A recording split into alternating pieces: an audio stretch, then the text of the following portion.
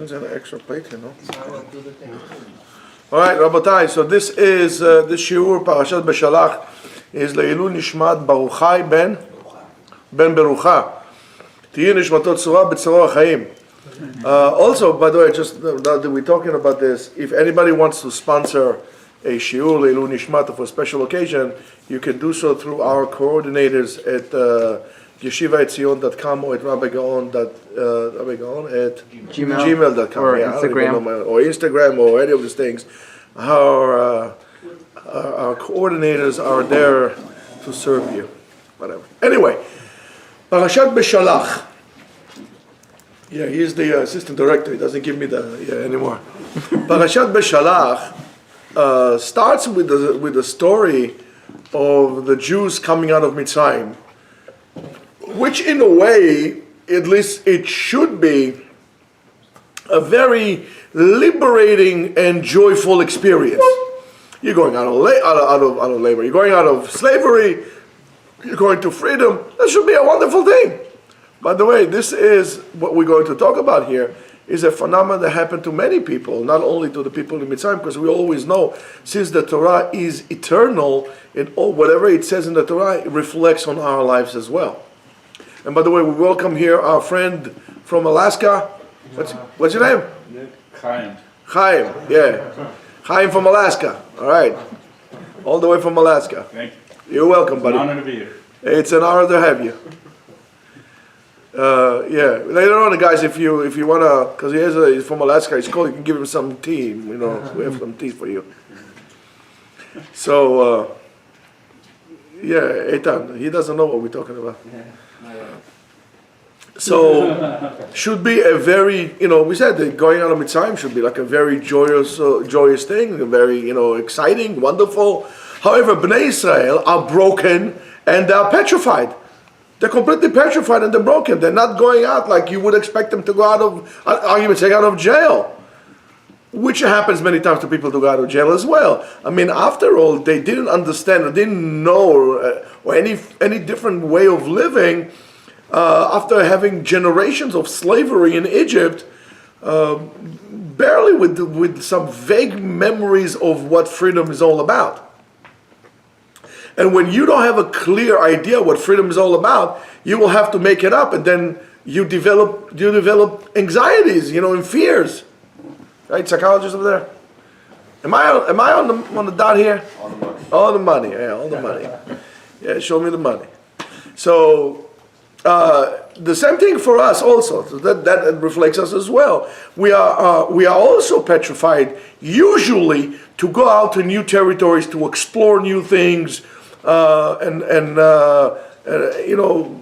like to stay where we are when it's comfortable and cozy and wonderful like this, and we like what is old, whatever is recognized, even if it is bad for us. We would rather take that. I mean, how many of you would go, well, here, I don't know, a bunch of, cool guys here. By the way, for Shidduchim girls watching us, we have some cool guys here. How many of you would, not in theory, but in practicality, you will be willing to go on a 6-month RVing trip across the United States? 6 months. Okay, he's from Alaska, yeah. But anybody else will do that? He's saying, I got the job, I got the internship, I'll throw it back, life is going by. Who would do that? I would. Mila RVLI. Right? So, because we like our own routine, even though those routines are really bad for us many times. And we're always going to find an excuse why we rather have whatever is known and so on and so forth on something or taking a new adventure. It's a mindset that a person needs to go on adventures. And when I'm talking about adventures, I'm not talking about going to Aruba and laying on the sand over there and drinking pina coladas all day long. That's for people who are like on, diapers and so on and so forth, like drinking pina coladas and watching their life and going through the sunset. I'm talking about riding on the sunset at full speed ahead on some dirt road. That's my kind of an adventure. Oh yeah, right. Should have been a cowboy, let me tell you that. Do you understand what I'm saying? And that's what and if we go, many times we don't try an experiment. Even, I'll tell you the following. It even goes to food. Whatever mommy makes, mommy can make you I don't know, boiled shoelaces for spaghetti, and you say, oh, that's the best. You would not experiment something else. Experiment.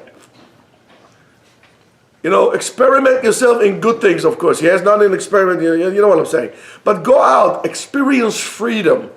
When you are not free, you would tend also to make other people's slaves just like you. You're going to make sure that the people around you, whether it's going to be your spouse, whether it's going to be your children, are going to be as phobic as you and as incapable as you.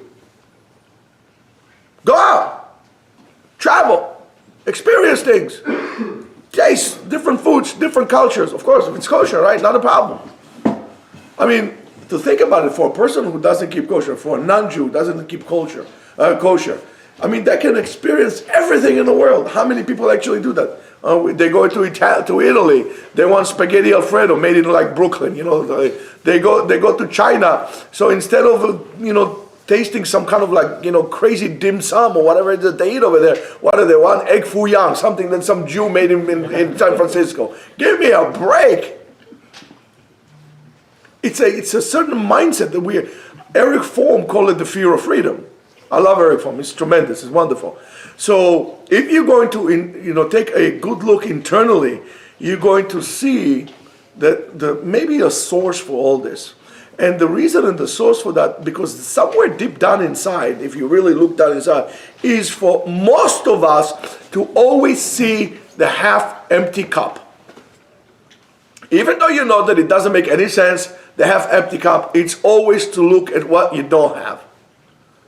As some sages said somewhere back in the 60s, you can't always get what you want, but you get what you need. So that's something... But that's something but we only want, we don't actually do anything about that. That's something else. Most of the time, we waste tremendous good resources of energy and potential on complaining, on talking, on thoughts that don't lead us to anything, and idle talk.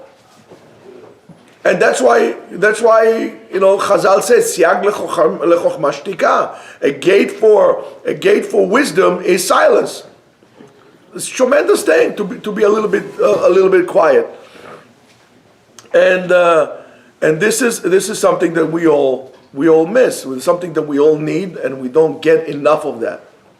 In Judaism, there's a very basic concept that really talks about the sense of gratitude, or what we call hakarat tov. And I explained to you beforehand that hakarat tov, if you really translate it into English, it doesn't mean just to have gratitude. Thank you.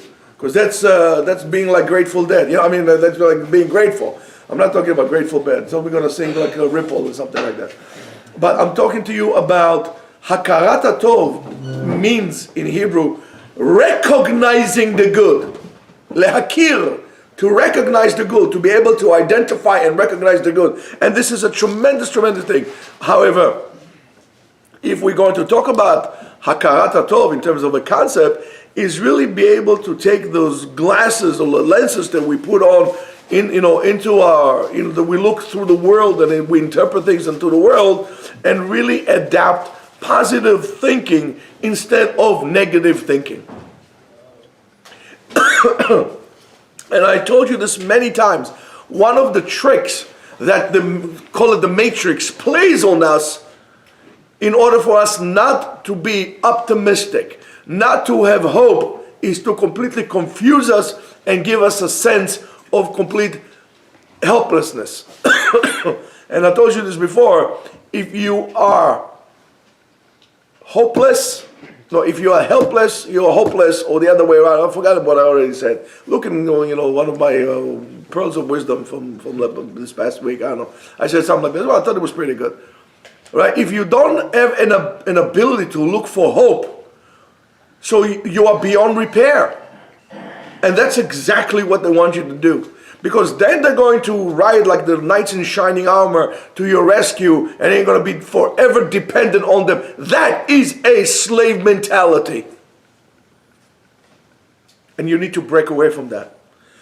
So, we have to see, for example, instead of seeing what we don't have,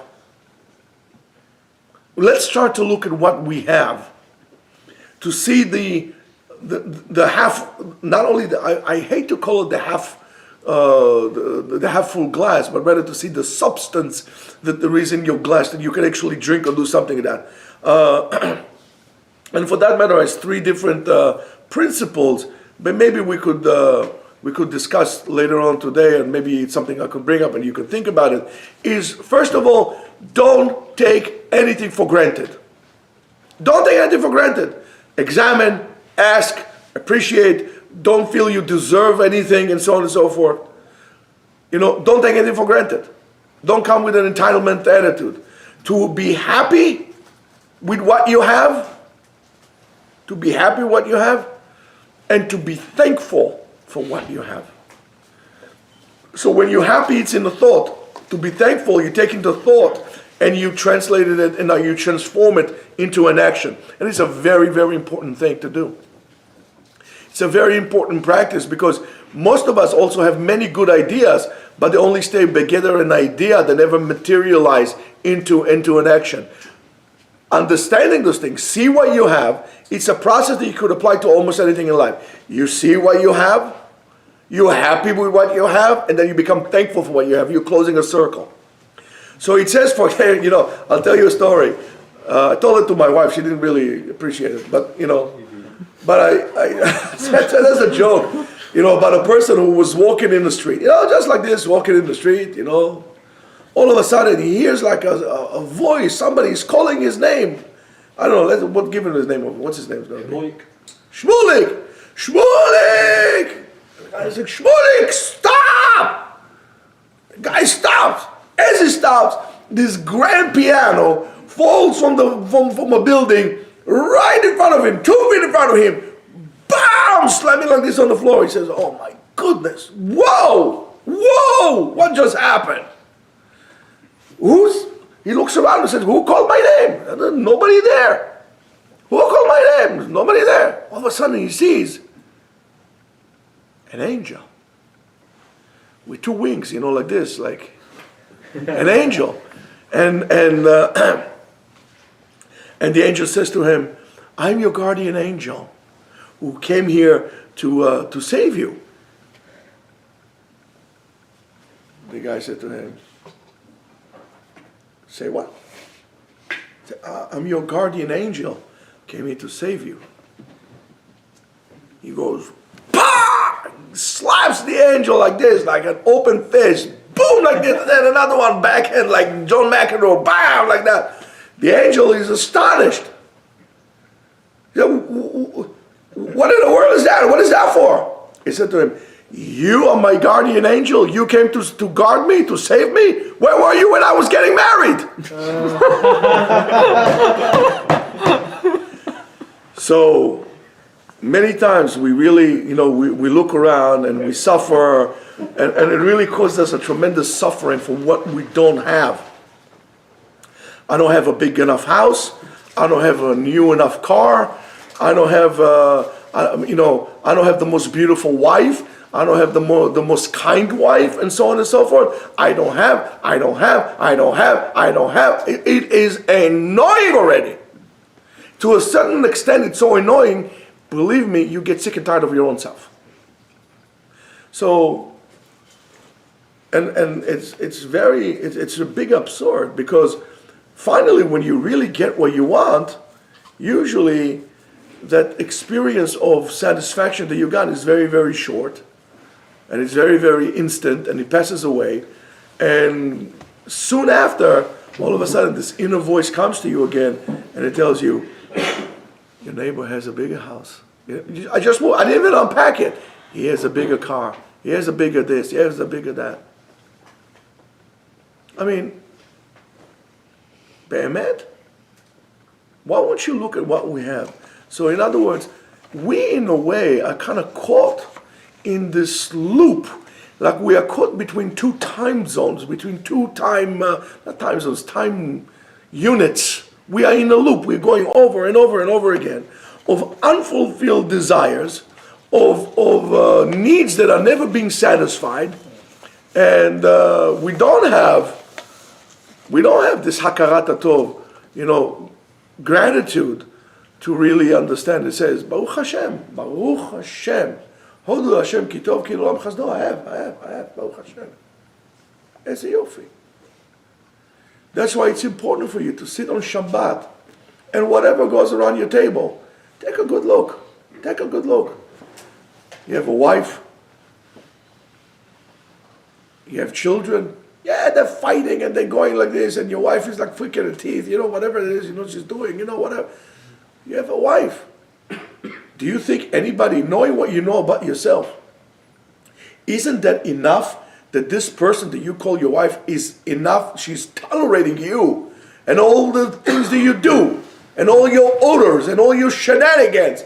Isn't that enough? Let her pick her teeth, let her fall asleep, let her put the shaitel like this. Who cares? You should be grateful that somebody was willing to tolerate you.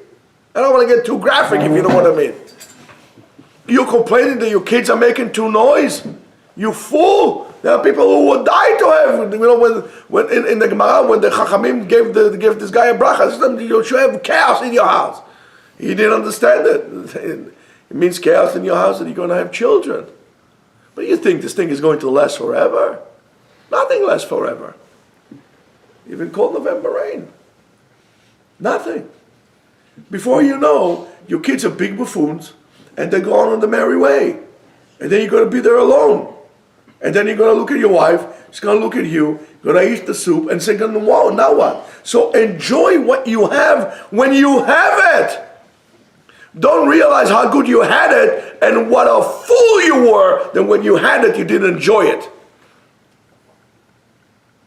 That's something that we need to know. Yes, even if I'm living in a house that has, I don't know what, 2 bedrooms and I have 4 kids. It's a kumbaya, it's together, wonderful.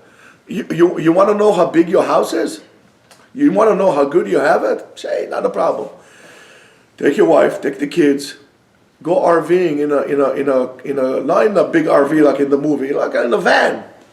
All of a sudden, you're going to come home to like a 2-bedroom. You say, oh my goodness, this is huge. I feel like a Rockefeller. You don't understand why you have it until you've been taken away. I'm not going to tell you the famous story that I told you over 50 times about that. Right? You complain about your car. So what if you have a 2000 car? I had a 2000 car. I gave it recently to my son. Yes, it was a gorgeous little Mustang GT. And every morning when he starts the car, I said, my baby. Right? But it's a 2000 car. What do I care? I don't care. The car drives. Yes. What's the point of the car? Let's determine what's the point of the car. To take me in the most reliable way from point A to point B. Does this car do it? Yeah, the car does it. So why do I need a bigger car? What's wrong with me that I need something new? I mean, a new car will cost you what? A decent car. I'm not talking some kind of a, car that you run on batteries, some kind of like, Teslas or Meslas and all this like, sounds like a brand for ketchup or something. I don't know what to tell you. Just give me like a, I'm not talking about this. A decent car will cost you starting like $40,000. Yeah, they will tell you sticker price $25,000, but that doesn't include wheels, doesn't include roof. I love certain cars. I'm not going to say the names, but it's like it goes with a cowboy, if you know what I mean. They give you a price for the car, but then you have to buy a roof for the car. It's like, what is ridiculous? You have to put another $1,500 to buy a roof to the car. Thank you very much. It's crazy. You want floor mats at $200. So you have a car that takes you from point A to point B. What do you need more than that? Why you need to spend all this money before? I tell you, I appreciate it because I grew up without a car. Anywhere I needed to go, I would either take a bus, and sometimes the buses will come so infrequent that I would make it faster by walking. Yeah, I was like ripped like a beast, but all of a sudden you get a car. I'm not complaining I got a car. My first car was a 13-year-old car. I loved it, stick shift. Terrific, wonderful. I was just happy to have a car. Who cares? It's all in your head. It's your insecurities talking. Okay, so fine. So your wife become a little plump after she gave birth, right? She had a couple of kids, 3 kids, 4 kids, 5 kids, whatever kids, and every kid she ended up another 5 pounds. So before you know, your wife, when you married her, she was like a matchstick, and now she looks like she looks like a F2 350 with 2 wheels in the back. One of those things. She was a Ducati, and now she's okay, but Baruch Hashem, but she loves you. What are you complaining? She loves you. She took care of you. She gave you children. She cooks for you. She washes your stinking socks. And you complaining. What's wrong with you? But that's what it all is. Excuse me. Before you go to pick on your wife, you take a good look in the mirror. You take a good look in the mirror. But you didn't age. You look at the world in the same eyes when you were 15 than you looked at the world at the age of 25. But you don't realize that that's just the eyes. It's an illusion. When you look in the mirror, it says, excuse me, who is this guy over there? Hello, one second, I will look at myself. Not realizing it's you. And that's something that it's really, really, really important. It's really important to understand. This is a daily struggle that we have, Lisa said, Baruch Hashem, I'm alive. I'm alive, I'm healthy, I can do things, I can change things. It's a certain realization that we don't have. Not having that means you're still a slave, or you are a slave. And we're not talking about here compromising or settling down for something. It's a real different change of realization, of reality, that I'm saying that, no, this is good. Like Rabbi Nachum Ish Gamza, that is good. It's not maybe it's good. It is good. I know it's good. And that is a completely blessed reality, and a whole reality that you understand you live in. All of a sudden, you're becoming optimistic. There is hope, and there is hope you can do things. And you don't live in the past. Oh, my goodness, if I should have been, I could have been, I did that. And you live every single day that passes, that passes by, that goes further. You become more frustrated with what you could have been and you didn't do, because you never changed that. So you are stuck in a stage like this. Just a second. Well, let me change this. Let me change it. It's not good. So in the East, many times they talk about these things. Buddhism talks about it. Mindfulness talk about it, and so on and so forth. On accepting reality and going with this, like what they call karma or something like this. However, in a complete opposite way from those schools of thought. Of like going, what we call going with the flow. You know what goes with the flow? Dead fish and some other stuff, right? Or dismissing your inner self. Go against yourself. Judaism is completely different. Judaism is a way for you to hold the rope from both ends, to hold the stick from both ends.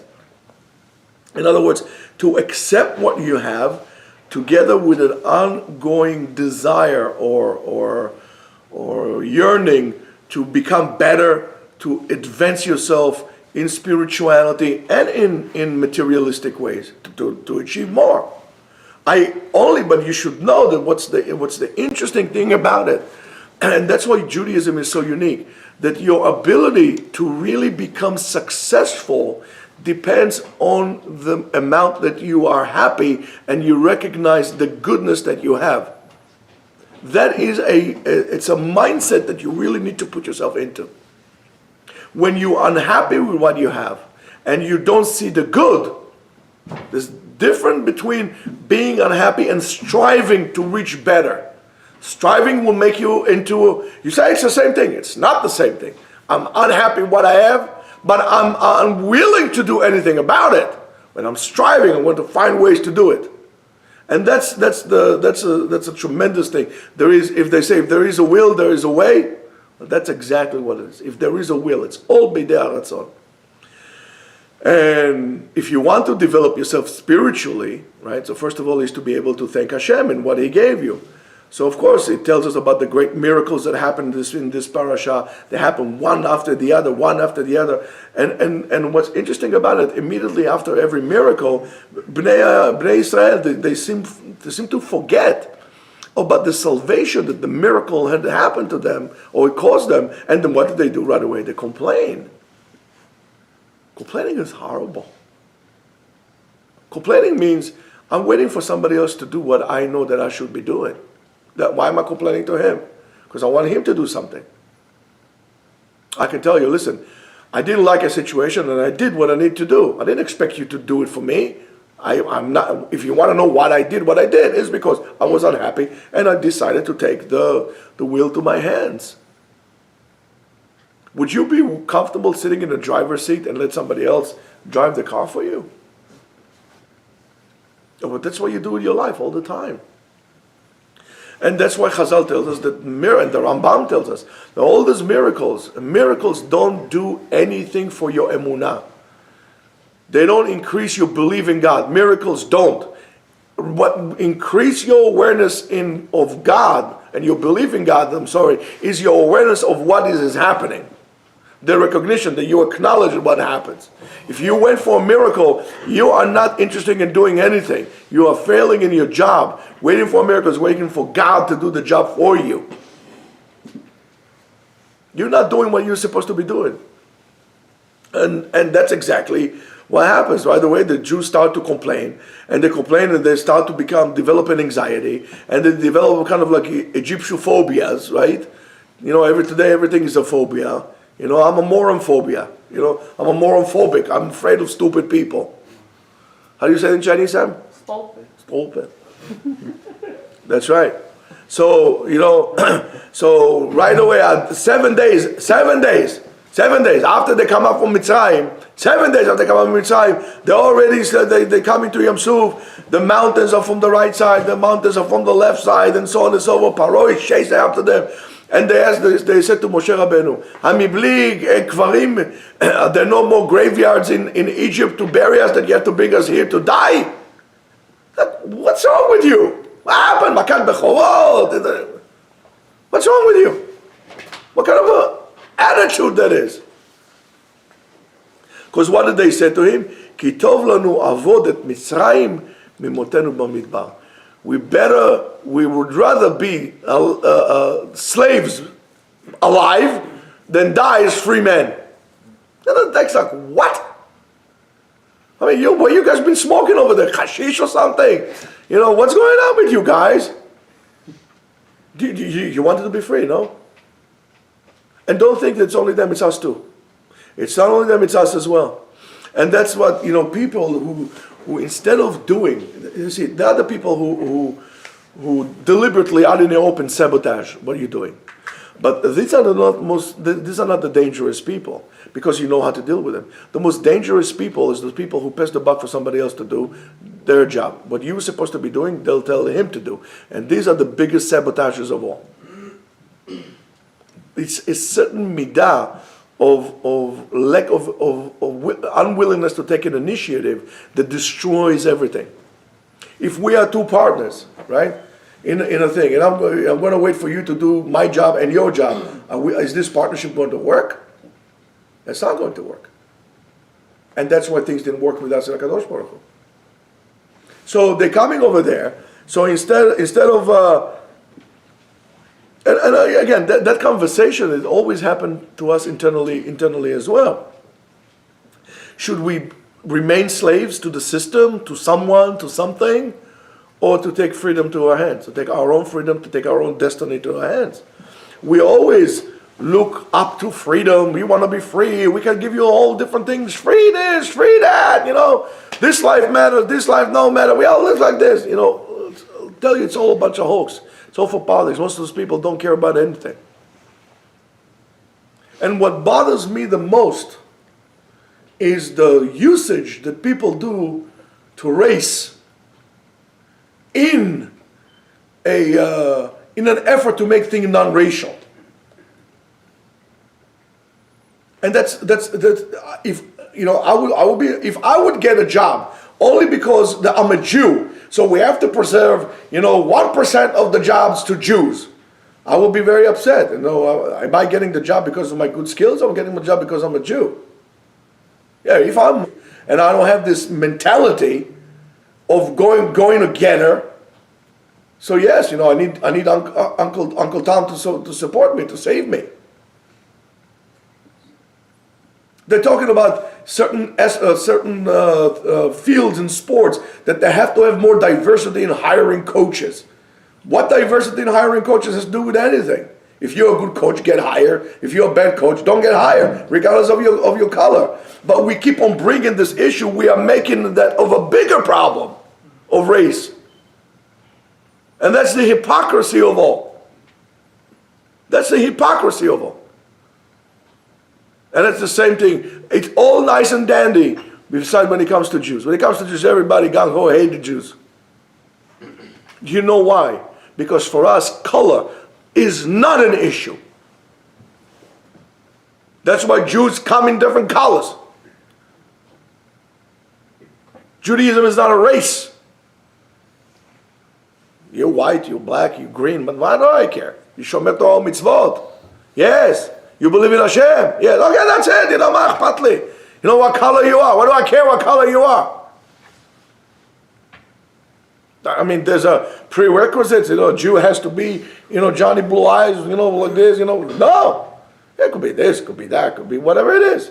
The criteria what makes a person a Jew is his willingness to accept upon himself the yoke of Shamayim, Malchut Shamayim, the kingdom of Hashem, and doing the mitzvot. That's what separates a Jew from a Gentile. That's it. I don't do with race.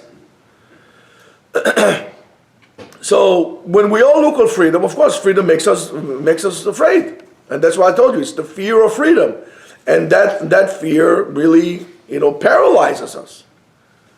It's really all out in the open anxiety. We develop a freedom anxiety or anxiety for freedom. We don't want to be free. How many people do you know that go to jail, and they go to jail, they go the same day they do a crime so they can go back to jail because that's all they know. That's a problem when people go, for example, you know, in Israel, I know people go to the army. They go to the army, they come out, and all of a sudden they're nothing. They don't want to go. They don't want to retire. Or people on retirement. But you came here to work like a dog all your life. You have nothing else besides that. For crying out loud, you know.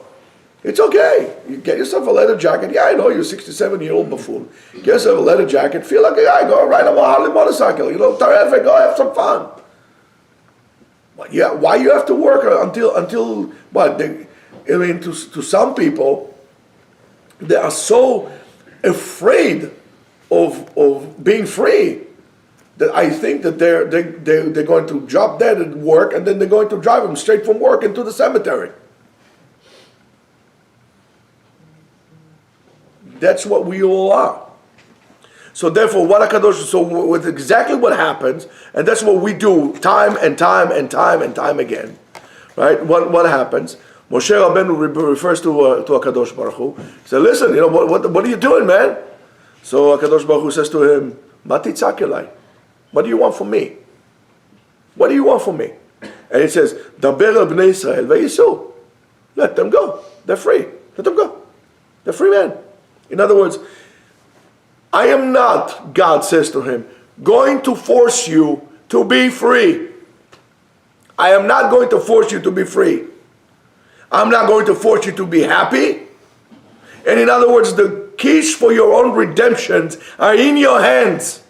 The keys to the jail in which you build around yourself, in which you are the prisoner and you are the warden, you have the keys. You want it? Open, walk out.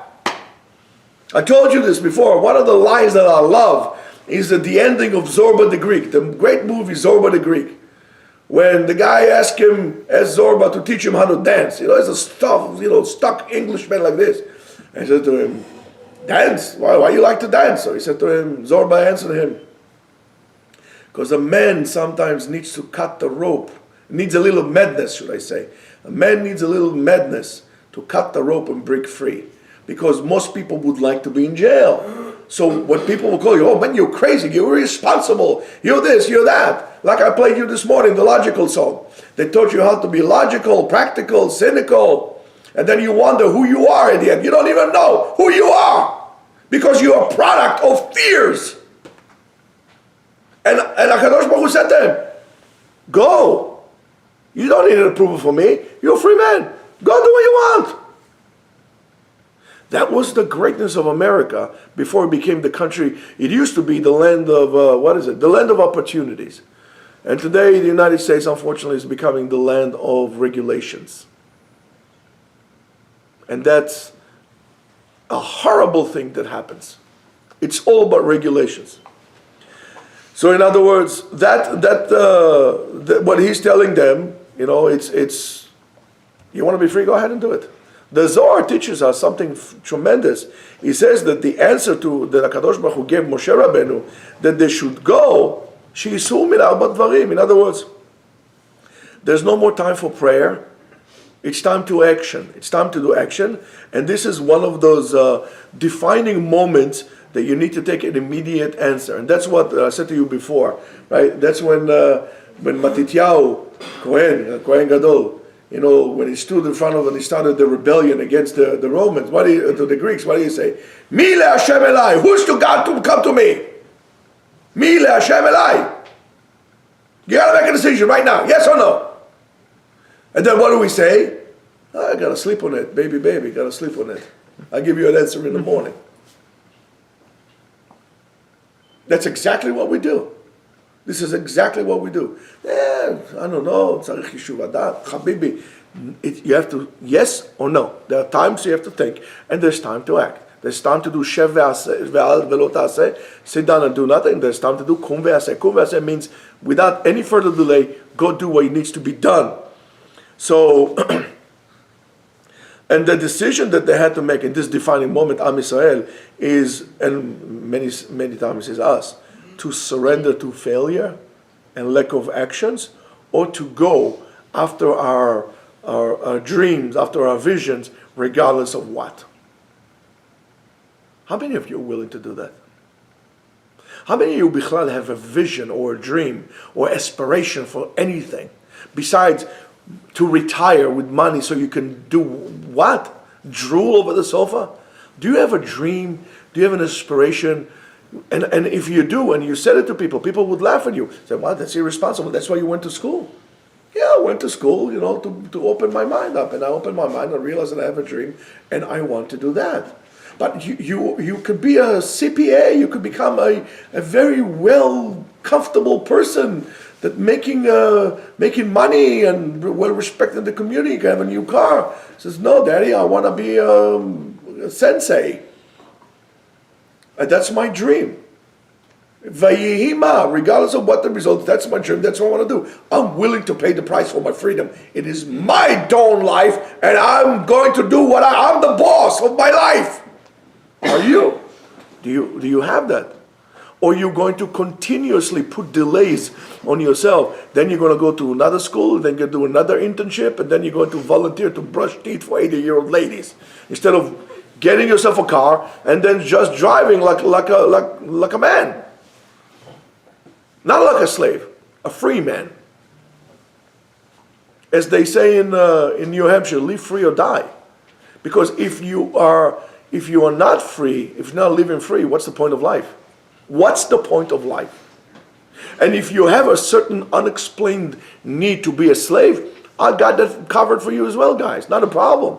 We'll be a slave of God. Work for God. He's going to be a boss. Give you the ultimate freedom. Do whatever you want. Man would enslave you. God would free you. Judaism is different than Christianity. Judaism is different than Islam. It will give you freedom. And it would encourage you to be free. We spoke about it this morning. We spoke about it all this morning. So if you're going to connect to the source of creation, that the purpose of Ribbono Shel Olam is to be meitiv lanivraim, to do good by its creations, by us, in other words. So therefore, in our ability is to do everything. The sky is the limit. I'm telling you wrong. Beyond the sky. When I said to you, beyond the wall, you could do whatever you want. There's no limit to where you could be. All the way to until Kisei HaKavod, you can go up. Not only in this world, also in that world. All you need to do is this one little thing. You need to want. In Ktsat Ratzon, in a little bit of will and ambition, you're unstoppable. And this is when you have a vision, and you choose to pursue your vision, regardless of what. And when Bnei Israel did that, when Bnei Israel says, yes, we want to be free, and of course they need somebody to do that. That was Nachshon ben Aminadab. When Nachshon says, that's it, what are you guys thinking? Let's go, I'm going in. At that area, that is when miracles start to happen to you. Only when you pursue your dream, that's the miracle. That's exactly what happened. When Nachshon jumped into the ocean, into the Red Sea, then what happened? The Red Sea opened up. It didn't open up until he did that. He showed willingness to be free. God says, okay, that's what you want to do. I'll do it for you. Not a problem. Almost like an Aladdin kind of a thing. Just say yes. The guy was, imagine Aladdin. Remember Aladdin? And that miracles is really, that kind of a thing, that kind of way of life. I'm going to have a new chidush for you. That way of life is, if you would see somebody like this that does that, you are experiencing nothing other than resurrection of the dead. Because when a person, until he was free, was dead, he was no will. Does a dead person has a free will? No, he's dead. Is a dead person able to do anything? No, he's dead. Now, if you have a free will and you practice your free will and you practice your free choice and you execute, there's no failure. It's all success. Even if things did not work the way it is, since you recognize, there's a tremendous, okay, so it didn't work out for me. I'll try somewhere else. There's no failure. It's only success. Failure is failing to try. If you try and it didn't come out the way you wanted, so it didn't come out the way I wanted. It's like, for example, I tried to make a cake. It didn't come out. It became a pita. Okay, I'm sad. So we'll eat pita. No sad. No big deal. I know when I made a mistake. I change it. It's not a problem. But if you're not going to try to make a cake and then it will turn into a pita, you're going to be hungry. And if you're going to be hungry, you're going to start begging. If you're going to be a beggar, you're going to start depending on somebody else's goodness to give you. And then you develop this a mentality of a schnorrer. And that's the worst thing can happen. And this is also, and you look at the ways of the prophets, you look at the way of everything. Judaism teaches us, first of all, is to say thank you, to recognize, to see the good, and to say thank you. Even on things that look very trivial to you. It's not a big deal. But for this, I'm going to say thank you? Yes. Even for that, you're going to say thank you. Yes. Somebody held the door for you. Somebody handed you a basket in the supermarket. Yes. You should say thank you. Because you know why? You didn't do it to him. He saw that an opportunity for you. You should acknowledge that. It's a wonderful thing. If we all say thank you to somebody, little things that people did for us, all of a sudden it's a better world. You don't need John Lennon tell you, imagine this, imagine that. Don't imagine, just do it. Just do what you need to do. And this is when a person is a shomer Torah mitzvot, right? When he opens his eyes, the first thing that it says is what? Modeh ani lefanecha. I thank you, God. I'm standing here in front of you and I'm thanking you that you gave me back my soul. I don't take it for granted. That you gave me my soul with your great mercy and with your emunah. The first thing you do is you say, Modeh ani lefanecha. When you make a bracha, in a way you're saying thank you.